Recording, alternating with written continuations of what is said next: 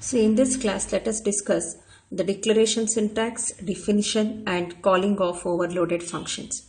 See, this is the syntax for declaring overloaded functions. Return type specifier, function 1, because I did not take function name, function 1, and type, two arguments I am passing here. Return type specifier, function 1, again same function name. Type. There are three arguments here. So in what way we differentiated here? Number of arguments are different here.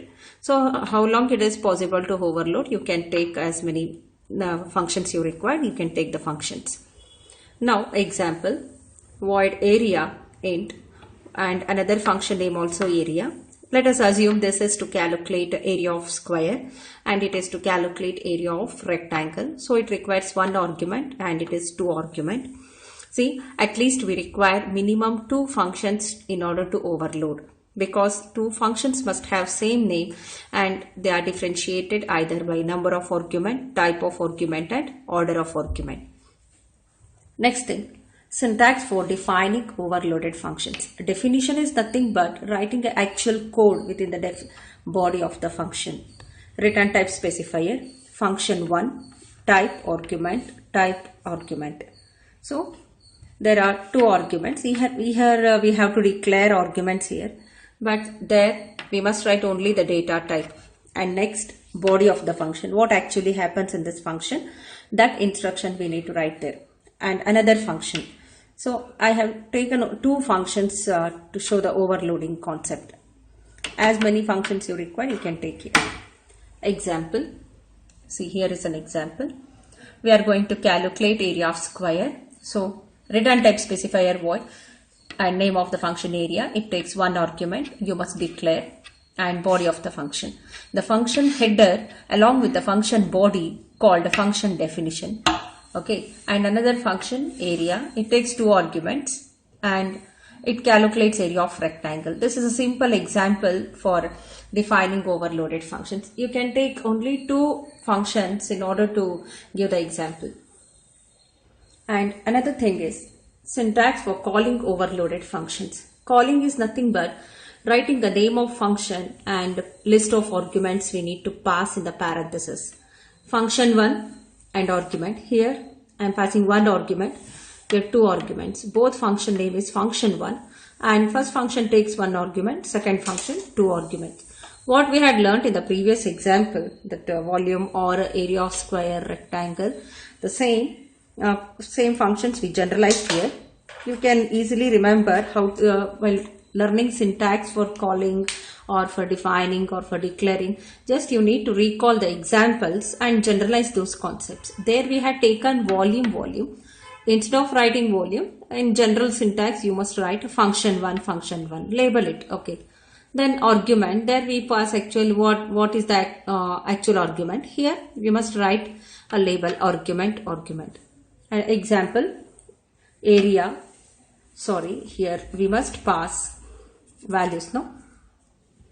Area, first value I'll pass 5 and second I'll count 7, 8, 7. It means this function takes one argument, that is integer, and another function that's name is also area and it takes two arguments, that is also integer type. So function declaration, overloaded function declaration and defining of function overloaded functions.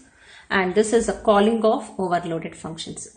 Usually when we are writing class and objects, when we discuss function overloading concepts with the help of class and objects, we would not write the declaration part, because function definition is there before function call, so that it's not required.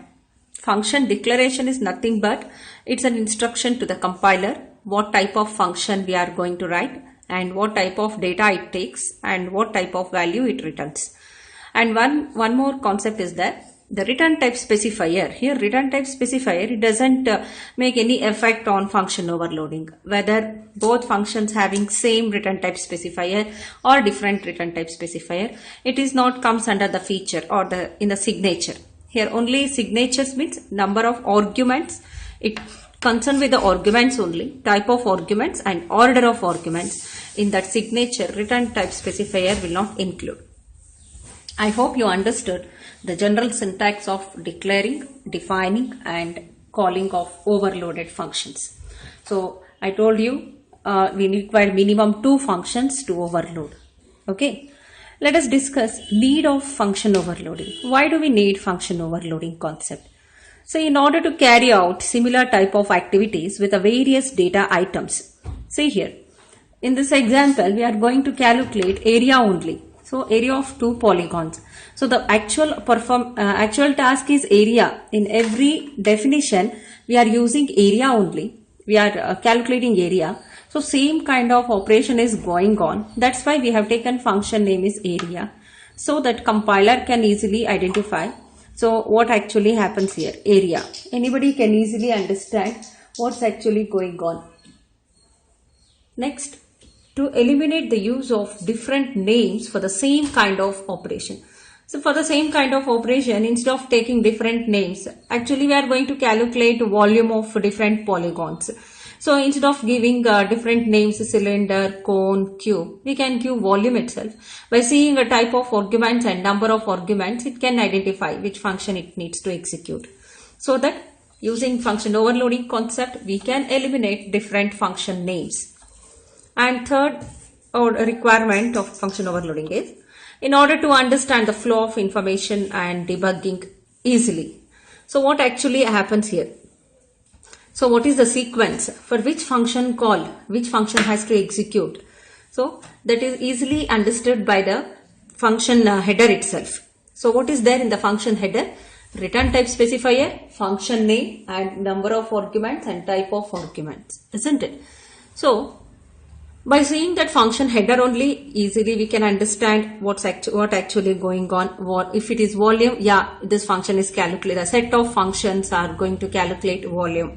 Okay, if it is area, there is a set. In that set, we have many functions and all functions are going to calculate area of some polygons. So it can be easily understand by seeing the header of the function. Okay, next for the easy maintenance of code, we need function overloading. The same thing. We can easily understood in the set, the whole set about area or this another whole set about volume, so that we can easily maintain the program. Next, for faster execution, we need function overloading. Why? How it is faster than other? See, at the time of compilation itself, the compiler mapping between function call and function definition. It maps the call function name for which function call, which function has to execute. So at that time only it decides. So that during execution time, just it compares the data type, which type of data we are giving and where it is matches with the another set, that is function definition. So that the execution is fast. Understood? That's why function overloading is also called runtime polymorphism. Why? During execution time, just it compares the data type of argument or number of arguments instead of checking the function name again and again. At the time of compilation itself, it checks the function name and all function names are same. So at the time of execution, only it concentrates with the arguments of signatures. So I hope you understood what are the needs of function overloading. They will ask for 5 mark need of function overloading, or sometimes they may ask for 2 marks, any of 2 points. The first, it is very important. Okay, first 3 points are very important. You can choose any of these. Okay, for 2 mark, and for 5 mark you need to write all these points. Thank you.